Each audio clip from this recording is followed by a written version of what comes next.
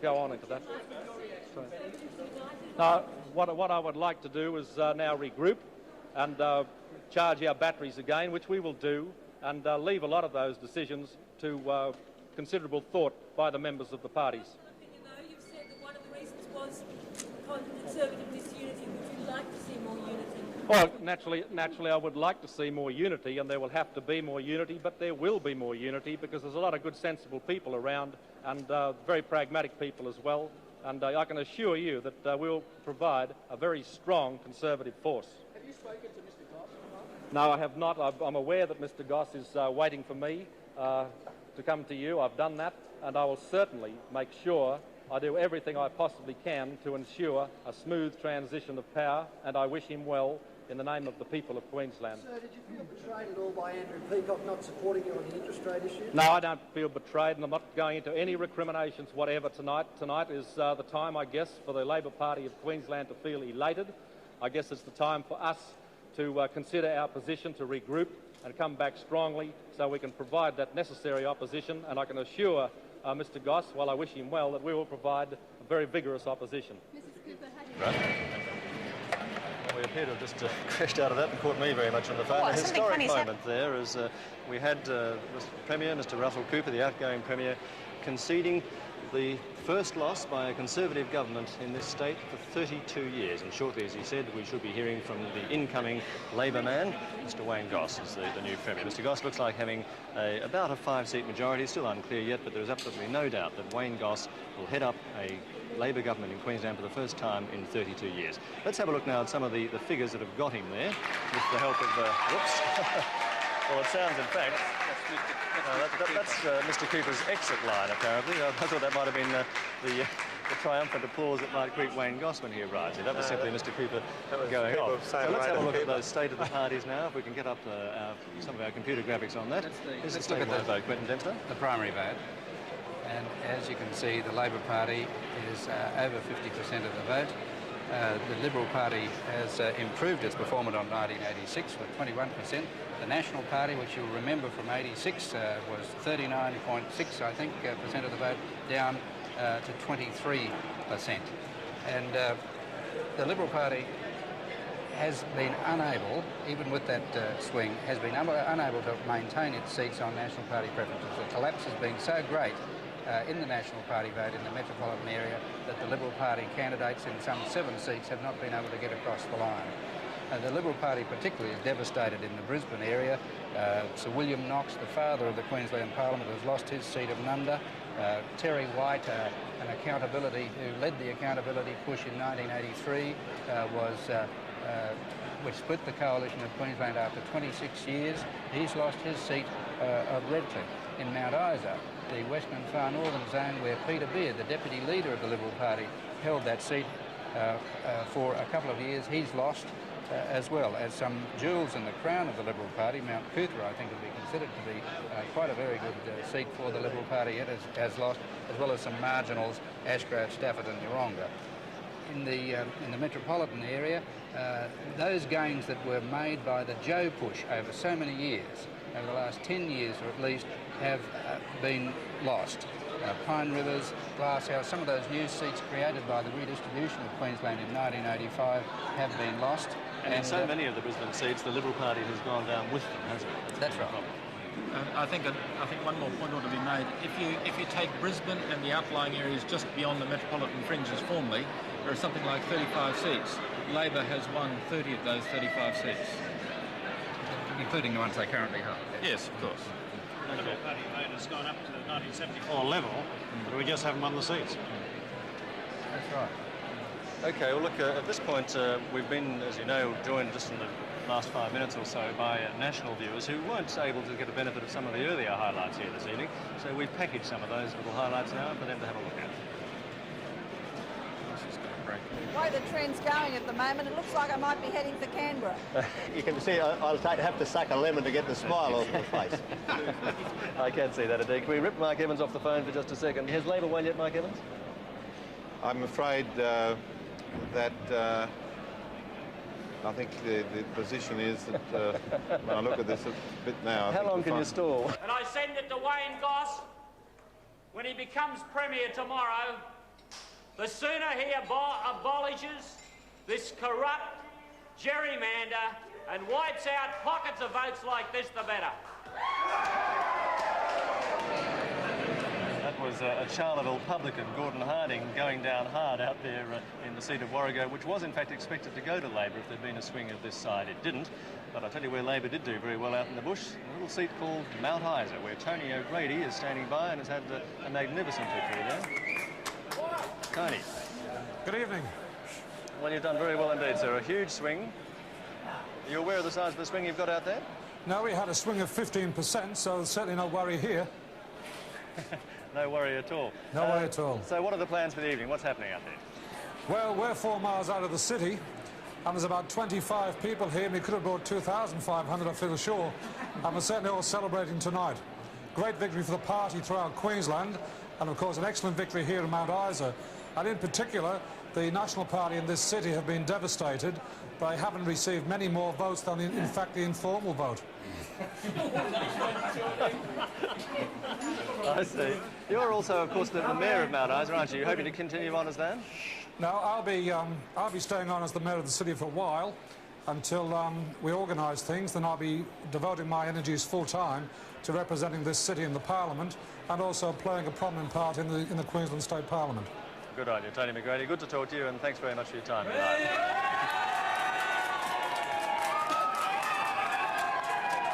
Tony McGrady, as you can see, has just 1 or 2 supporters out there in Mount Isa, celebrating a very big win indeed for the Labor Party in the seat of Mount Isa from the Liberals. It was, in fact, the only seat that the Liberal Party held outside the southeast corner. They've lost that too. Let's now go to Sir Robert Sparks, who obviously can't be too pleased at the way his National Party has gone in this election tonight. The stigma arising from the Fitzgerald inquiry, coupled with the fact that the Liberal Party would not indicate publicly that they were prepared to enter into a coalition arrangement with it. That suggested to people, I think understandably, that if they voted Liberal or National, they'd be voting for instability, and they weren't prepared to do that. They decided to give the Labor Party a go and to put the Conservatives in the wilderness for 3 years, get their act together, and then come back. So you're blaming the loss on the Liberal Party? Well, I don't blame it totally on the Liberal Party, but I'm quite convinced their repeated announcements that they wouldn't entertain a coalition unless they were the major party, that they would only sit on the crossbenches, suggested to many people that that would be a recipe for instability, and that the right thing to do would be to vote for the ALP.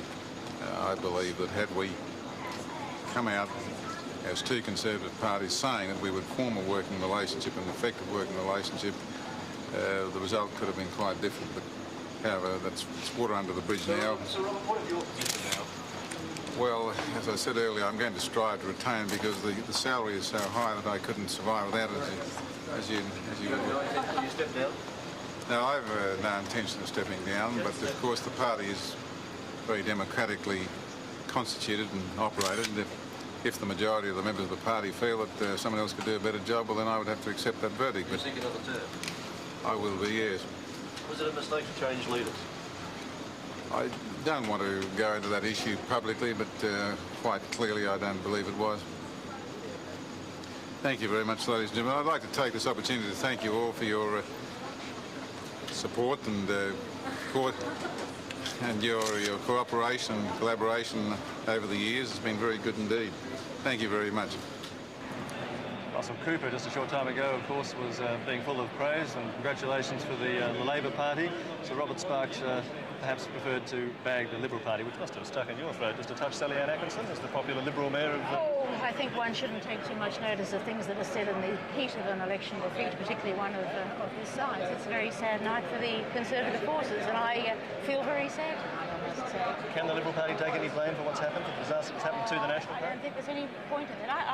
I'd first of all like to congratulate the Labor Party. It was a good campaign, and I've said that publicly, and I look forward now to working with the new Premier of Queensland, Wayne Goss. I'll be working for the good of the city, and I'm sure he'll be working for the good of Queensland. Yes, we do.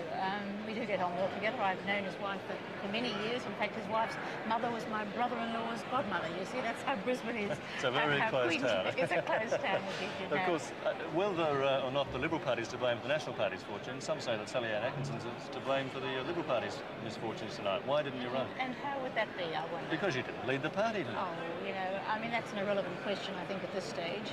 So when are you going to do it was never sort of particularly on. I think the important thing is that I'm the leader of the Liberal Party at the local government level. We've had a good track record in the city. We won the last election here in the city of Brisbane with an increased majority, and therefore I think it shows that the Liberal vote can be very strong, and I'm all for thinking about the future and working towards that. The fact remains, Lord Mayor, that politics is also about leadership and the marketing of leaders. We've seen the Labor Party market Wayne Goss very effectively. No reflection on Angus Innes, but in the symbiotic relationship you often talk about politicians with the people, you gave up an immense opportunity, I put it to you, to lead the Liberals in this campaign. I don't think you can ever say that I gave up an opportunity. The opportunity, quite honestly, wasn't there, and I'm not going to go into that now. But I'm very committed to the Liberal Party, and I shall continue to work for them. I think the message was loud and clear that people now will not tolerate a government that is there too long, a government that's old and tired. We saw the Labor Party in the city of Brisbane in power for 24 years. The people threw them out. The same thing has happened in Queensland. They've decided, no doubt, that it's time. And Labor indeed has won in spite of the assistance of the Nationals of Joe's Bjelke-Mander.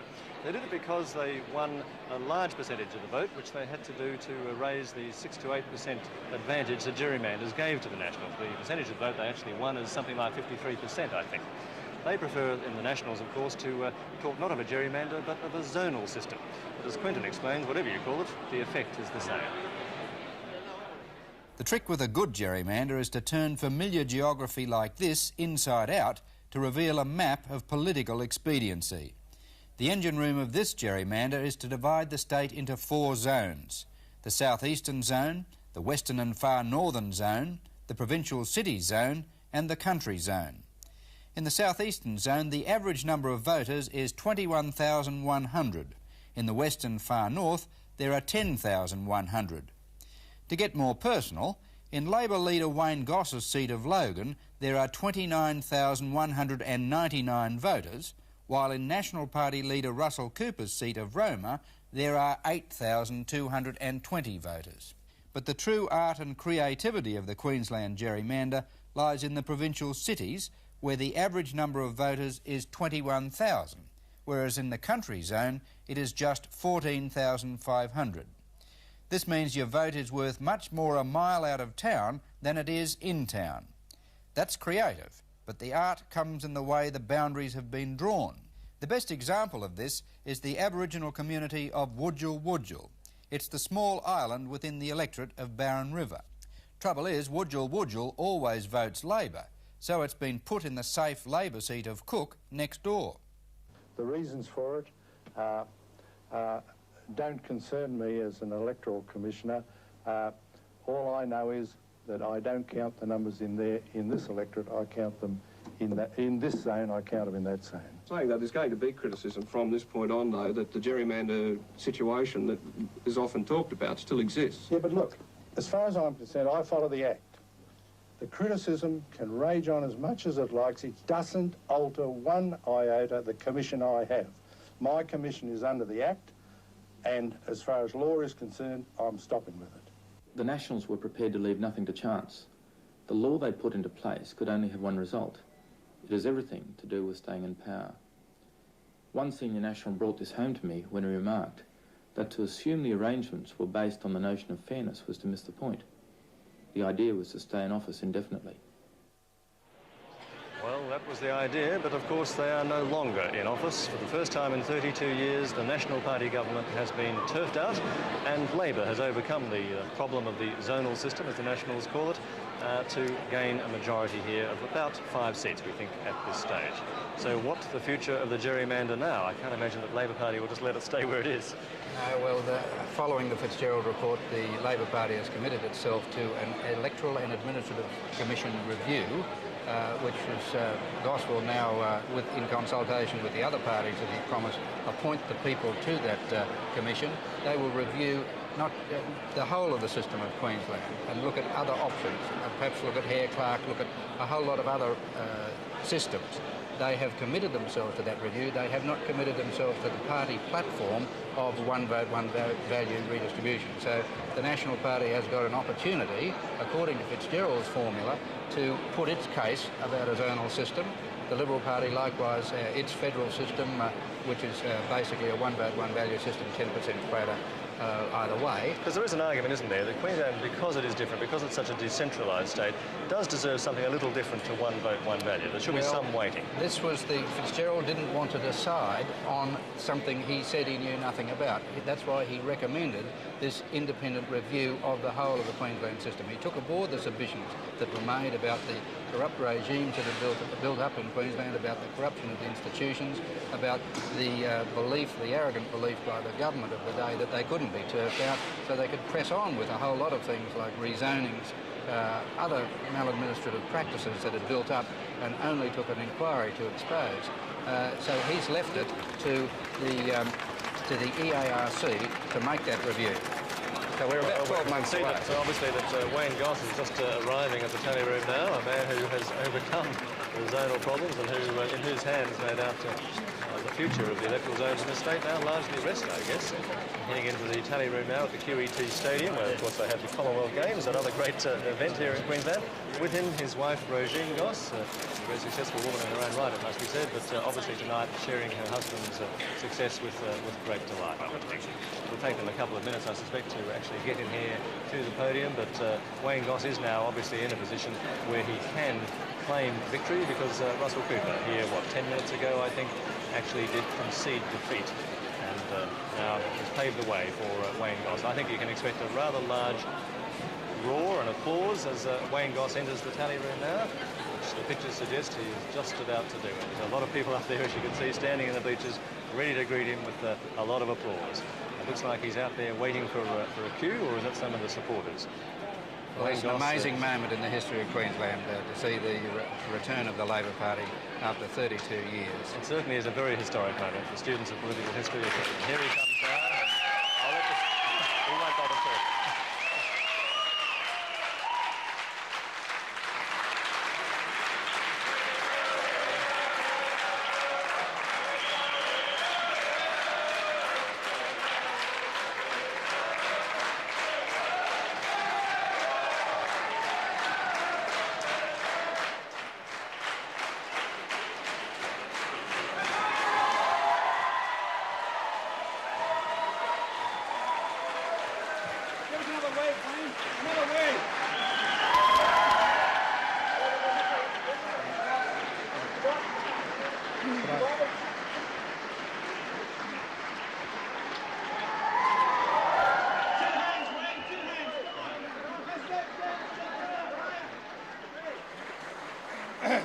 Right. Well, they said we'd never make it. I'd just like to make a few comments. I'd like to thank Queenslanders. I'd like to thank the ordinary people of this state who've given us this massive vote of confidence and respect. It's a great honour and a great responsibility that has been given to myself and to my team, and we certainly do appreciate the importance and the weight of the honour and the trust that has been given to us by the people of this state. Particularly like to thank the people of my hometown, who've been very good to us. But I think I'd also like to point out that what has happened here is that the ordinary people of Queensland have voted for change. The ordinary people of Queensland have voted for the future. Been a lot of criticism about politics in Queensland down through the decades, and there's been a bit of taking off, a bit of having a go at ordinary Queenslanders. What this election shows is that when Queenslanders are shown the truth and Queenslanders are shown a credible alternative, that there is a way to change this state for the better, that they're prepared to do it and do it in a big way.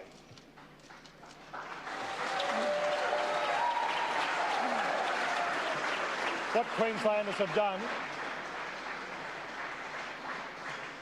I think what Queenslanders and people in Brisbane have done today is they've turned their back on the past, and this, December the 2nd, 1989, is the end of the Bjelke-Petersen era.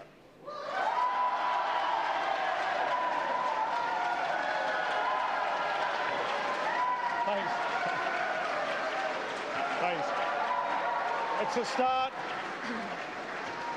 what it is, I sincerely hope and trust that with hard work and a commitment to the kind of policies that we've advanced over the last 2 years, that is the beginning of a new era. We basically put a simple proposition to the people of Queensland, nothing to do with hip pockets, nothing to do with grubby or special promises. We basically said that we can, as a community, build a better society, one that's based on a commitment to honest standards and higher standards of integrity in public life. It's something that we believe in, something that we believe can be achieved. Of course, we as a state owe a great debt of gratitude to Tony Fitzgerald and his team for giving us the blueprint that will enable a new government to start on some of those very important reforms, to make the structural and philosophical changes that will be so important to the future of this state. Myself and my team promise the people of this state steady and progressive reform, but most of all, I'd like to promise my fellow Queenslanders 3 years of hard work, because it's hard work that has got us here, and it's hard work that this state needs to get it back on the tracks and to make it realise the tremendous future that it has. I'd like to thank the other two parties and their leaders for their concession tonight. I'd like to thank them for a vigorous and sometimes colourful campaign. I'd like to thank the Premier in particular for his offer and his commitment to a smooth transition to the new Labor government. And I'd like to make a few special thanks. I'd like to thank the Labor Party and the Labor movement that has dug very deep into its reserves of blood, sweat, tears and its savings to make sure that we could do this. To the senior party officials who have helped me deliver the party's stability and unity that has been so important. I'd like to thank all my parliamentary team, in particular my Deputy Tom Byrne and the Shadow Ministers and the backbenchers. I'd like to thank all our candidates, successful and unsuccessful. I'd like to thank all those tens of thousands of campaign workers, and a special thanks for all the old-timers who've hung in for 32 years waiting for tonight.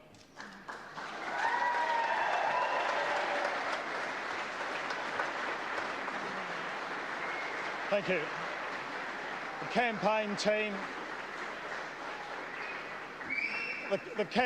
team from the very top to the very bottom has put in a magnificent effort under one of the best and toughest campaign directors in Australia, and my thanks certainly go out to Swanee.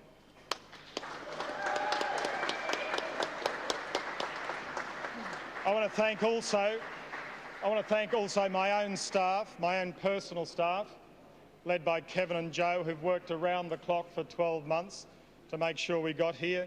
My own team in Logan, who managed to help me get about a 16% swing on the primary vote. I haven't been there much this year because I've been travelling around the state, so there might be a message in that. I'd particularly like to thank my own campaign director, Joe Verrar, and my electorate secretary, Jackie Turnbull. And I'd like to thank also my parents who are with me here tonight for teaching me the value of hard work. And I'd like to, last but not least, thank my wife, Rosine, and the family who've been a source of tremendous support, and Rosine who's put in a tremendous effort herself.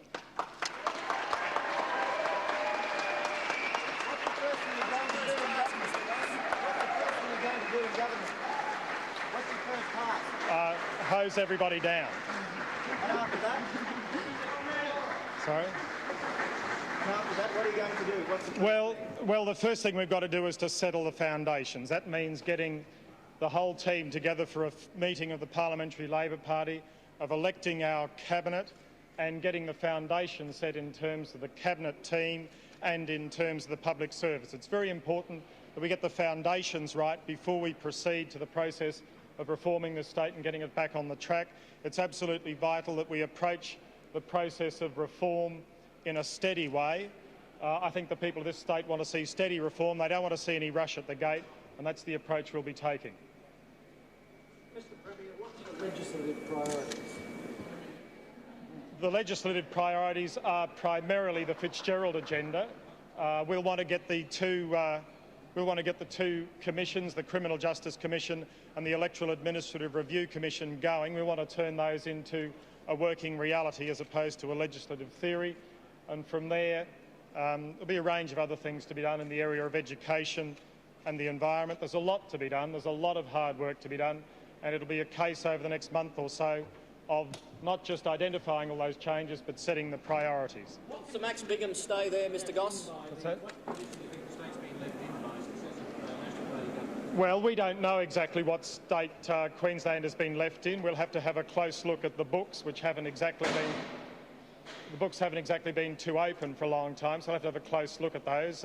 But we're confident. Our programs and promises were pretty modest, really, so I'm hopeful that if the books are straight, that most of that can be achieved as we intended. Mr Goss, will you conduct a witch hunt on There'll be no witch hunt on journalists, Mr Smith. No. Done a good job. No, we're not. Sorry, seriously. We're not proposing any witch hunt. We are proposing to hopefully restore some independence and professionalism to the public service.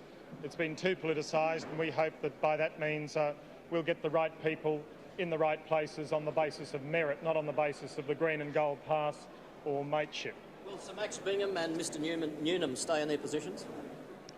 I expect that we'll be able to resolve the position of Sir Max Bingham fairly promptly after consultation, real consultation with the other two leaders. In relation to the Police Commissioner, he enjoys our support. So Sir Max is not necessarily solid in his position? I have always indicated that as for Sir Max Bingham, that we would expect to be able to move fairly quickly to confirm the position of chairman once I'd had an opportunity to discuss certain issues with himself and the head of the Fitzgerald Implementation Unit. So you're not ruling out that he may be removed? I think that'll be pretty straightforward, put it that way. Have you had a meeting with Ken Walker? Yes, I spoke to the Prime Minister about half an hour ago. He offers his congratulations. He's delighted with our win, of course, and I'll be talking to him again tomorrow. Would you? This going to require a Labor vote to extend it at the next federal election and help Labor retain marginal seats? Well, it certainly won't hurt. Can we expect to see some major changes in the hierarchy of the public service? Well, some people have left already. I think some other people may be considering their options. They'll find it, I think, hard to work with a different approach, but we'll discuss that calmly with each one of them to see what they want to do. When do you expect to meet with the public service heads? Well, I don't know when we can meet with public service heads. Soon, I hope. We endeavoured to arrange transition to government talks last week and a few weeks ago, but that was refused by the government. Well, I predicted on the last week of Parliament that our majority would be 47 seats to 42. I'm advised by my team that it may be slightly better than that. You were conservative on your figures. I'm a very conservative person, Mr Darcy. Have you taken any moves, or will you take any moves to stop the shredders if they might be going? Well, I would certainly appeal to all public servants, particularly senior public servants, not to participate in the shredding or destruction of public records. When do you expect Mr Drummond to play the first charges on Fitzgerald? Well, I think that might happen fairly soon, maybe even next week. That's for Mr Drummond. We'll be having secret talks with Mr Drummond. Oh, we'll have some talks with Mr Drummond, but you know, Mr Drummond's responsibilities are a matter for him. I think we might go and have a beer now. Sorry, what?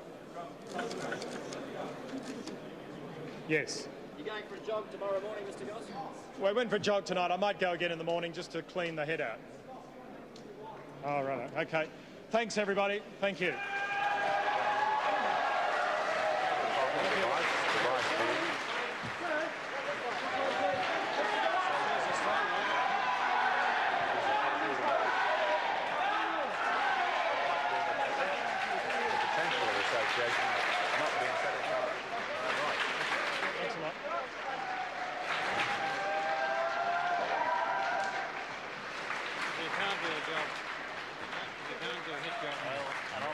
Very emotional Wayne Goss there, savouring the moments, although not given that much opportunity to. It was sort of straight down to business with some of the questions there. People were immediately turning him to the agenda.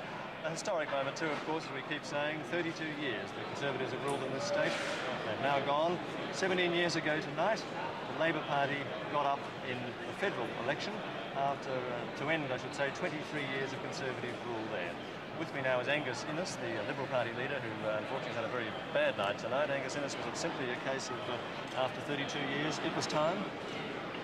Yes, there's no doubt there was it's time feeling.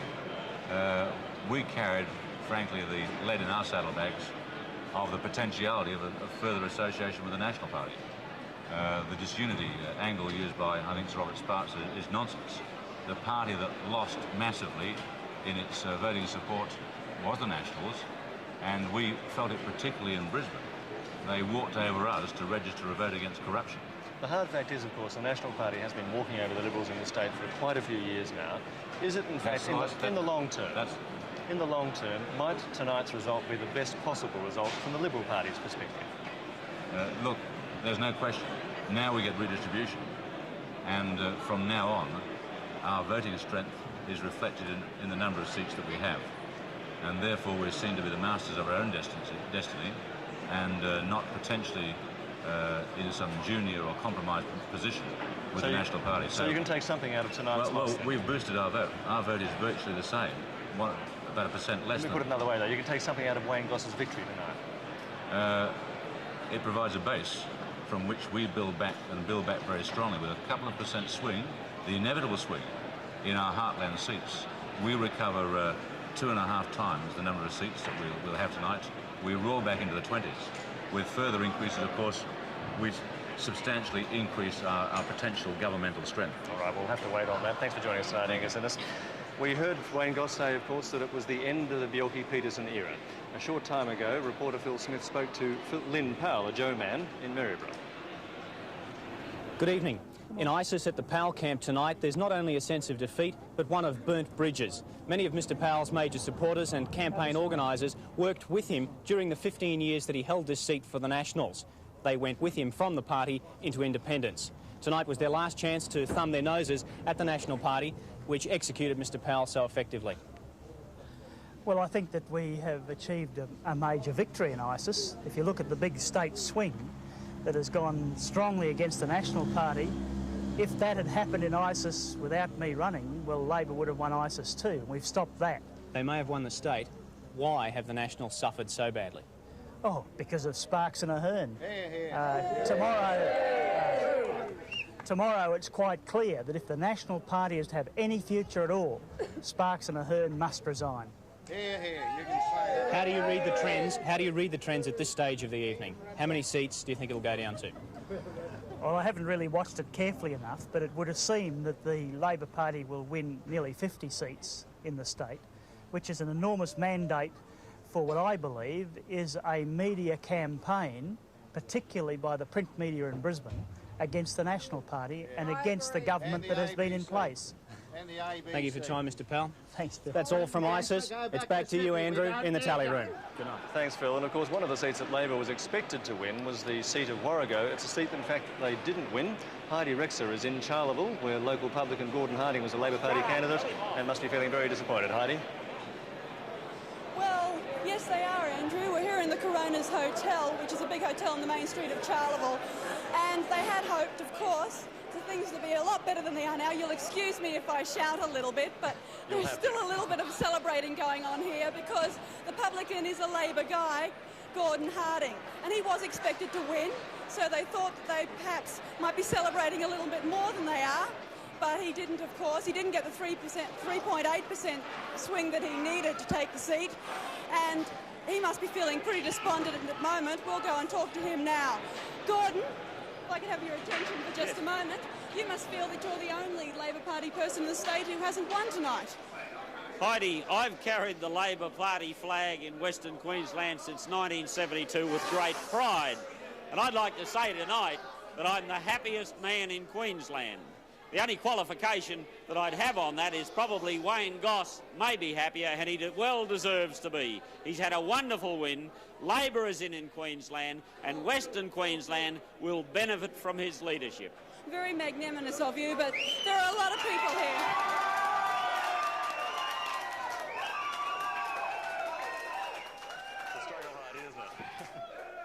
That gives you an idea of Gordon Harding's support, but if all these people supported you, Gordon, what happened?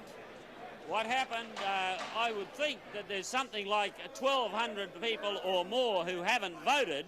Unfortunately, out here, the education system has been such under the Nationals, they don't even teach people how to get to vote. It's one of those things. All they're interested in is producing station fodder.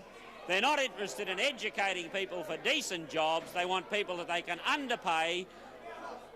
Okay, Gordon. All right. As you can see, Gordon's still in a bit of a fighting spirit, Andrew. This will go on for quite a few hours yet. Back to you. Thank you very much indeed, Heidi Rex. So he should be saving that up for the next campaign, perhaps, but he must be a fairly happy man tonight. The Labor Party has won. He didn't get up, but it means he can stay in his pub down there in Charleville and count the takings, I guess. We've also talked to many party officials tonight and notables.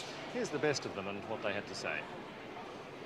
Quinton Dempster's put himself on the line. He said that he can count 17 Labor Party gains. If he's right, that puts the Labor Party in government with a majority of a couple of seats. Let's check and see if Peter Coldrake feels he appeared to have come to the wrong tape there at that stage, but I mean, I like the idea of being notable, but it wasn't quite the tape we were meant to throw to there at all. While we're waiting for that reflection tape of some of the highlights of this evening, let's just try and do a recap, if we can, of how this election has gone. We do know that the Labor Party has won handsomely tonight. They were going to end up, we feel, with a majority of something like 5 seats, but that's not quite certain yet. I wonder if we can call up the statewide swings and invite Peter Coldrake and Quinton Dempster to interpret them for us. Well, first of all, we seem to have the seat of Warrego up. Okay, let's have a look at Warrego. Well, I think Warrego's the seat we've just looked at, of course, which we know has been lost. We're now looking at the statewide position, and as the graph indicates, Labor's primary vote is 50.8%, and of course, in effective two-party preferred terms, one has to accept that that is boosted in seat-by-seat, or rather on seat-by-seat basis, by the leakage of second preferences, Liberal and National.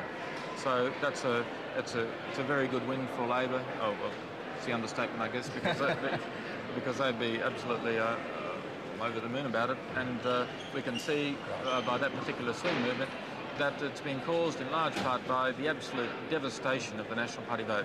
At the last election, the National Party secured 39.7% of the vote. They've collapsed by 15.9. Now, a month or so ago, they were half the 39. They've recovered a few percent, but really they haven't made much progress. And of course, the main war zone for them and the Liberals has been in the southeastern corner. Let's have another look again at the state of the parties. Have a look at the texture of the parliament under the Goss Labor government. 50 Labor Party seats, Liberals 4, Nationals 22 and 13 doubtful. Peter Coldrake, have you any idea about those doubtfuls? No, I think, well, I understand of the 13 doubtful seats, Labor is leading in 4 of those, and the non-Labor parties in the remainder. So I think that if half of the doubtfuls go to Labor, I mean, Labor's going to certainly get about 52 out of the 89, which is a commanding position and a very, very comfortable majority for them. Okay, so that's the state of play from the Queensland tally room at the moment. A comfortable victory, perhaps surprisingly comfortable for the Labor Party. Everyone thought it was going to be a very close thing, but it does look like the Labor Party has got up reasonably comfortable for the first time in 32 years that Conservatives have not won power in Queensland. It's been a big night here in the tally room, and we've heard a number of comments from people throughout the night. We've managed to package together some of those remarks. Let's cross to that now.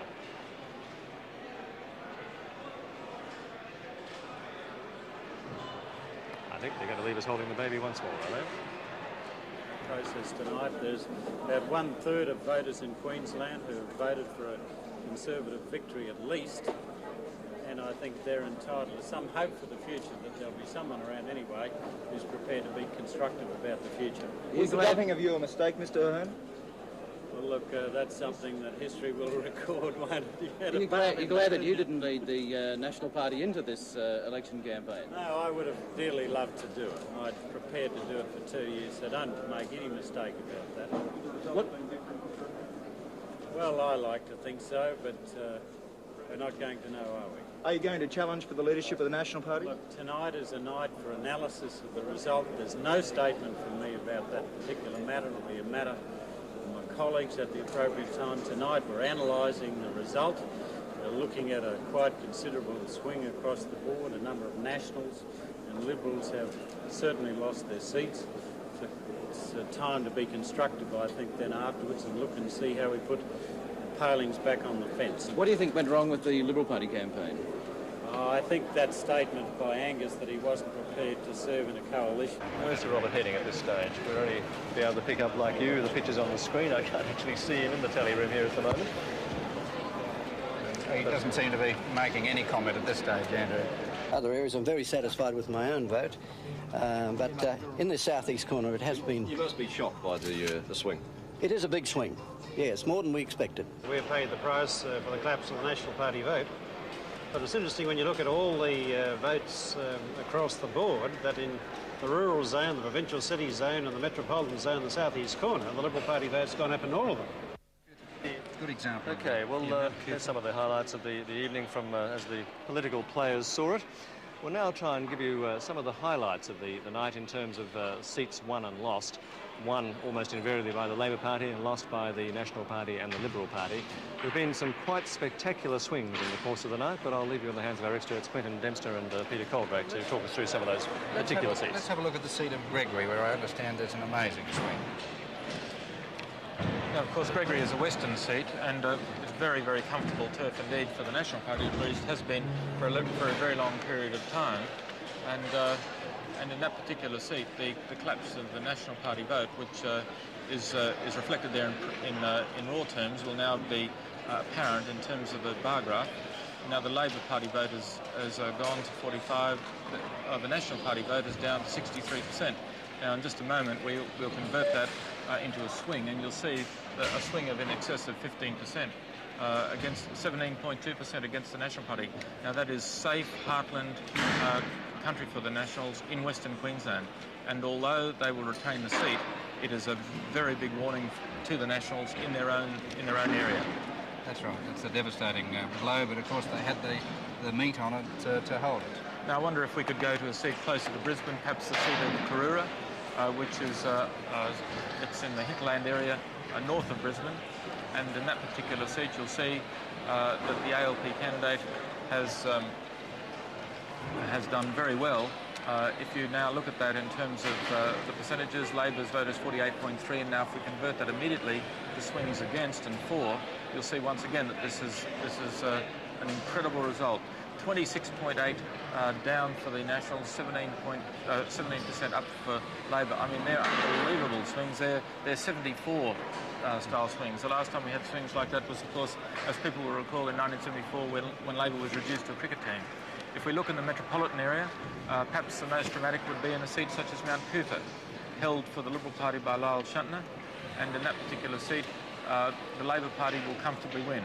I think that Mount Cootha is a sort of seat where the Goss request to Queenslanders for a 3-year chance really worked. Where the Liberal Party deserted the Labor Party. Because that is... the National Party. In normal circumstances, that is tiger country for the Labor Party, yet the Labor Party obviously has done well. I mean, 55.5 in Mount Cootha, if you saw the profile of the seat, is amazing. And look at the National Party collapse, 18.4.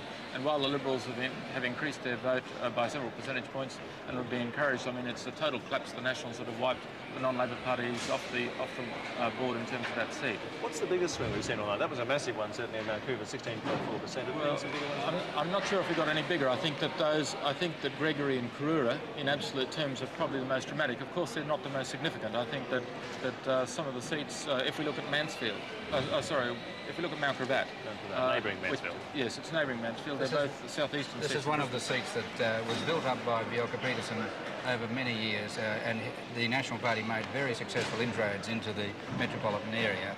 And as you can see there, Wendy Spence, the Labor Party candidate, is going to take that seat. And of course, it's a cabinet minister who's going down the tube. Yes, there are a number of cabinet. I think there's 2 cabinet ministers, maybe more, have gone tonight.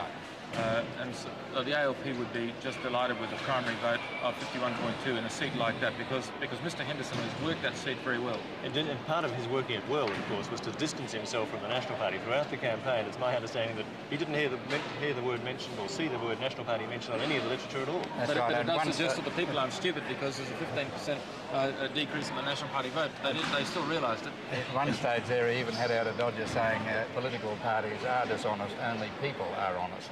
To distance himself from the corruption issue. They probably just thought he was an honest independent and you give him too many votes anyway. Yeah. It might be useful if we look at perhaps a northern seat that Labor did gain, the seat of Barron River. This was always a marginal seat on the target list for the Labor Party. And that's a strong increase. Of course, this seat used to be held by Martin Kenny, who resigned several months ago for family and other reasons. And the Labor Party, of course, well, it was very hopeful of winning the seat. Its candidate, Dr. Clark, has been closely associated with environmental issues in the north. 55% primary converts into a pretty decent two-party preferred in a seat like that. So that's a good result for the Labor. There was a big issue up there, wasn't there? An environmental issue up there as well. Oh yes, in terms of the development of the foreshore at Cairns, yes, a very big issue. I wonder if we could look at Toowong. Just squeeze in one more seat, I think, yes, Toowong. If we could look at Toowong, Toowong is a very safe Conservative country in the inner southwestern suburbs of Brisbane, and Denver Beanman, the Liberal member, he is behind the ALP primary count. Now that itself is amazing, but of course, in terms of the two-party preferred situation, there won't be much leakage of Nationals, and I would think that will convert into a Liberal win, but it'll be very, very close. All right, well, let's just wrap this National section up by having a look at the statewide position once again, if we can. If we have a look at the statewide figures there, please, for the whole of Queensland, and here they come now. The ALP will be shown as having 50.8. And that is up from 41.4% in primary terms last time, so just on 10%. And that's a gerrymander busting swing of 9.5%. But some were saying they might need as many as 53% to actually be sure of government. Well, we have the unusual situation where Labor could have won with 50 and lost with 55. It very much depends on where you win the seats because of the nature of the zones, and if you can win seats in areas where you don't expect it, then that is good. I mean, it's a tribute to Wayne Swan, who had a lot of experience on federal campaigns and on targeting those marginals. They're getting very good at that these days, and it has to be said that the gerrymander was busted by one thing alone, and that was the collapse of the National Party vote. That's what happened to Labor in the 50s, it's happened to the Nationals now. Indeed so. Well, in a moment, for Queensland viewers, you can find out precisely what happened to your candidate, wherever he or she may be, as we have a full call of the board. For the rest of Australia, though, it's good night from the Queensland tally room. And as we go, we'll leave you with some of the best moments of the last 20 years of political rule in Queensland.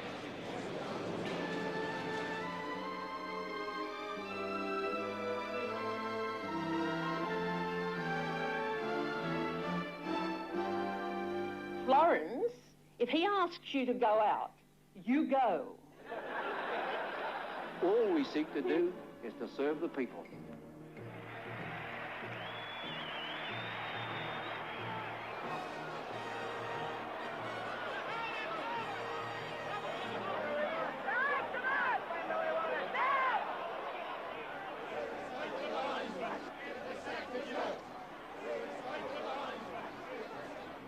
This is quite interesting. Yes, I could silence probably a lot of people. But isn't it interesting? Don't you think it would be much more of interest if I kept them in suspense? Does anybody want any more pumpkin? Had enough? I'm all the time selling Queensland.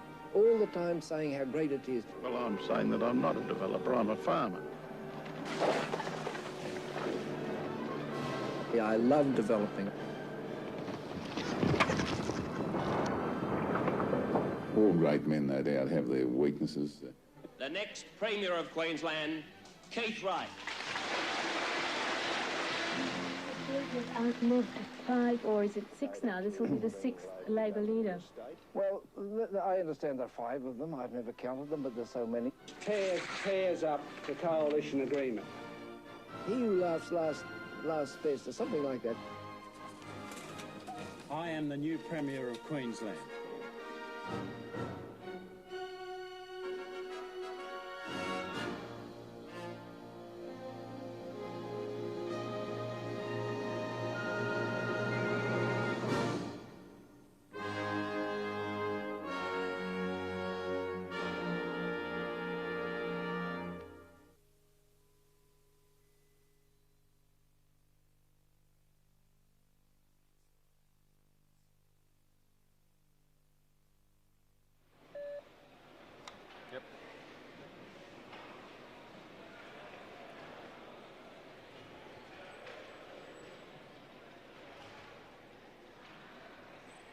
Hang on, how long have we got on air for this? Do we go until we finish them or what? Okay, so. But you want them sharp and snappy, right? Alphabetical. Okay. Yeah, will you do it? Okay. Will you So when we come back, I'll just do a quick introduction, explain that we're going to go through the board. You two essentially will be carrying the call of the board. I'll come in occasionally if you like, but fairly snappy they want. We're hoping to get to Goss with his supporters at the end. Right.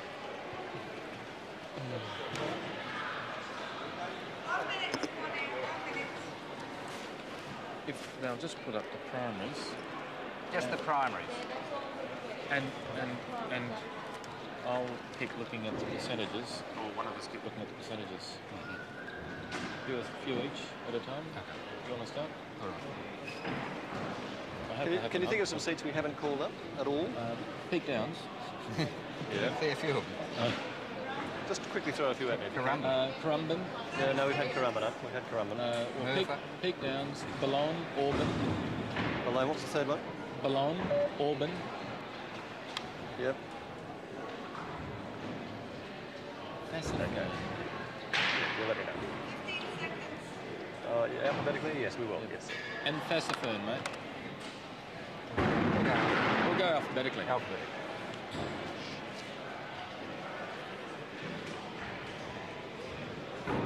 And we welcome Queensland viewers back to the Queensland electoral tally room, where, of course, by now I'm sure you've heard, no matter where you are, that the Goss Labor government now rules in Queensland. The first time in 32 years the Labor government has held power here.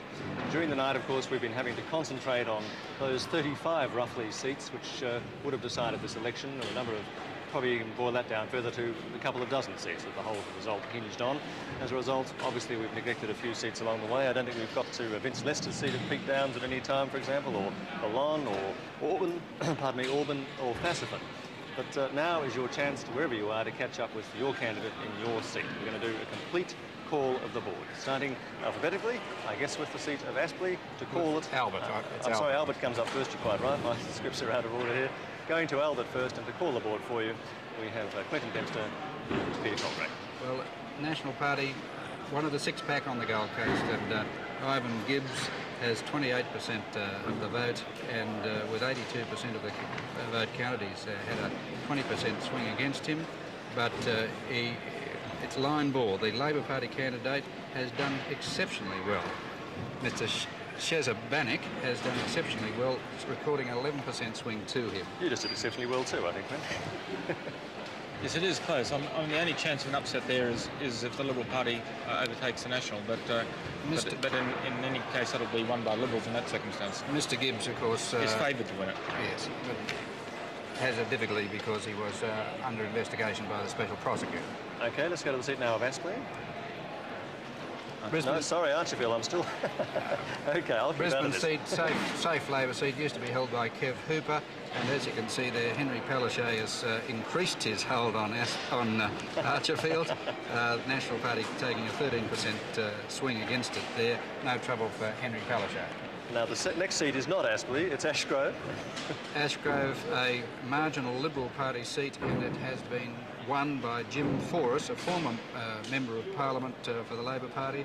He has defeated Alan Sherlock, and he's recorded a 9.9% swing, Jim Forrest. Mr. Sherlock also got a swing to him, but again, this is another case of the complete collapse of the National Party seat. National Party vote. Aspley this time. Aspley is very close to call, or it's too close to call, because we really don't know the degree of leakage of preferences, so we've really let Aspley go, and it'll be determined on postals and other votes. But very close call, but we know that Beres Nelson has lost it. The seat of Auburn, of course, very safe seat held by Neville Harper, the Land Management Minister. He will comfortably hold that seat, though he's had a 17% swing against him. If we now go to Boulogne, again a National Party seat which is very safe. Again a 19% swing against the incumbent, but again through preferences that'll be retained by the Nationals. Baramba, Sir Joe Bjelke-Petersen's seat won by the Citizens Electoral Council Trevor Perrott, who converted back to the National Party, and in Baramba Mr. Perrott has taken a 26% swing against him, but it looks like he will hold the seat. In Barron River, that's a comfortable win after distribution of preferences to Dr. Leslie Clark, so that's a Labor gain in far north Queensland. The seat of Bowen, a safe Labor seat, held by Mr Smythe for the Labor Party. He's increased his vote by nearly 13%. Comfortable win. Brisbane Central. Peter Beattie's seat. And as you can see there, Peter Beattie has polled exceptionally well, a 15% swing to the Labor Party on the 86 result. Well, he's a Member of Parliament. Broadsound, a marginal seat held for the National Party by Dennis Hinton, and this is one of the National Party's losses. It's been won by Jim Pearce, a coal miner from Dyson. And he will win that seat after distribution of the Environment candidate, Mr O'Brien's preferences. Yalimba, safe Labor Party seat. Ron McLean has improved his vote in this safe seat by 11%. The Nationals are down 13. No problem for Ron McLean. Bundaberg, another Labor Party seat, pretty safe for Clem Campbell, and he's improved his swing by about his vote by about 4.3%. He'd be disappointed. 4.3 is relatively modest, but I guess if you've got a starting point of 60, it's harder, isn't it? Mark Stoneman, sitting National Party member in Burdekin, has held Burdekin, although he has suffered an 11.3% swing against the National Party, but he will get up on Liberal Party preferences. Burnett, this is a safe seat for the National Party. Has been a safe seat, once held by Claude Wharton. The Nationals, again, 18.5% swing, but they'll get over thanks to the preferences of the Liberals and Independents. If we move to Caboolture, this is a Labor seat held by Ken Hayward. He has increased his margin by 3%. The National Party vote is down, wait for it, by 34.5%. Is that right? 34.5%. I think that's the biggest swing so far. So Roy Rogers, a real estate agent who's running for the Nationals in that seat, has polled appallingly. In Cairns, safe Labor Party seat held by Keith de Lacy. Mr de Lacy will be the new treasurer in the Goss government. A two-horse race, no problem for Mr de Lacy improving his vote. Callide, held for the National Party by Di McCauley. She has held Callide. The Nationals obviously had some concern, but she's made it in Carnarvon. This particular seat, of course, has been controversial in terms of the endorsement of the National Party candidate, Lawrence Springborg. Now, he suffered a 25.8% swing against him. Now, one shouldn't, or against his party, one shouldn't be entirely unfair because he was a new candidate, and on the Gundawindi Argus, I wasn't entirely impressed with his candidacy initially, but Carnarvon stays national. Even the power of the press couldn't upset Mr Springborg. Terry McEnroth has held Chatsworth for a number of years, has increased his vote by almost 10%. He'd be very pleased with that. Nationals down 16%, same old story. So Labor seat, and of course Mr McEnroth is one of the front benchers in the Goss team. Now the seat of Condamine, one of the safest National Party seats, has been retained by Brian Littleproud, and he's done exceptionally well. There's only a small swing of 3% against Mr Littleproud in Condamine, so he must be feeling very pleased with himself. Cook in far north Queensland. And I think this would have to go down as Labor's worst result of the night. Now, it of course was held by the popular local member Bob Scott, but Labor has suffered in primary terms a 21% swing against it. Now, in the field, there was a person who stood for Labor Party pre-selection. There were a number of other congesting factors, but at the end of the day, I think it's reasonable to suggest that Labor will win the seat fairly comfortably. The new member is Steve Bredhauer, a teacher. That's right. Karura, which we discussed earlier, the ALP, this is one of the surprise seats, has taken Karura. The winner is Ray Barber. He's a solicitor. It's a remarkably good result for Labor in essentially hostile country in farmland area, in the farmland area to the north of Brisbane. A good result for Labor there. In the seat of Cunningham, this is safe national. It has been safe national for many years. In fact, with Baramba, it's traditionally been the safest seat. The primary vote for the Nationals here, 51.3 down, 28.6%. Is that the biggest we've seen so far? No, we saw over 30 in one of the others, but it's I guess beside the point. But it's a great concern, of course. Currumbin, one of the new National Party seats on the Gold Coast, created from the 1985 redistribution. It has That is one of the Liberal Party's gains. Yes. The Liberal Party scored a 16% swing there. Trevor Coomber, he's a pharmacist and alderman of the Gold Coast City Council. Looks as though he'll be heading to Parliament, or I think we can give it to him. Well, it's pretty close, and I suspect that Leo Gately's preferences aren't going to drift too much, and I think that Trevor Coomber will be the new member for Crumb, and he'd be favoured anyway. Mr Gately, I think, has been in Parliament for since 1986. In the seat of Everton, this is held by Glenn Milliner for the ALP. He's increased his vote by 13.5. National Party vote once again down 16.5. It's a Labor seat and it's become safer.